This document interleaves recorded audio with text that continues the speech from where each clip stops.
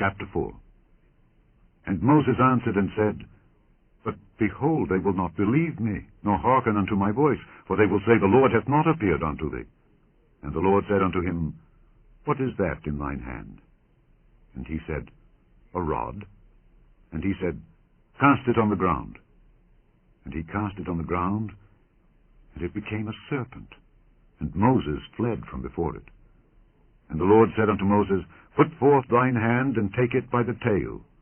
And he put forth his hand, and caught it, and it became a rod in his hand. That they may believe that the Lord God of their fathers, the God of Abraham, the God of Isaac, and the God of Jacob, hath appeared unto thee. And the Lord said furthermore unto him, Put now thine hand into thy bosom. And he put his hand into his bosom, and when he took it out, behold, his hand was leprous as snow. And he said, Put thine hand into thy bosom again. And he put his hand into his bosom again, and plucked it out of his bosom, and behold, it was turned again as his other flesh. And it shall come to pass, if they will not believe thee, neither hearken to the voice of the first sign, that they will believe the voice of the latter sign. And it shall come to pass, if they will not believe also these two signs, neither hearken unto thy voice, that thou shalt take of the water of the river, and pour it upon the dry land, and the water which thou takest out of the river shall become blood upon the dry land. And Moses said unto the Lord, O my Lord, I am not eloquent, neither heretofore, nor since thou hast spoken unto thy servant, but I am slow of speech, and of a slow tongue. And the Lord said unto him, Who hath made man's mouth? Or who maketh the dumb, or deaf, or the seeing, or the blind? Have not I, the Lord? Now therefore go, and I will be thy mouth, and teach thee what thou shalt say. And he said, O my Lord, send, I pray thee, by the hand of him whom thou wilt send. And the anger of the Lord was kindled against Moses, and he said, Is not Aaron the Levite thy brother? I know that he can speak well. And also, behold, he cometh forth to meet thee. And when he seeth thee, he will be glad in his heart. And thou shalt speak unto him, and put words in his mouth, and I will be with thy mouth and with his mouth, and will teach you what ye shall do.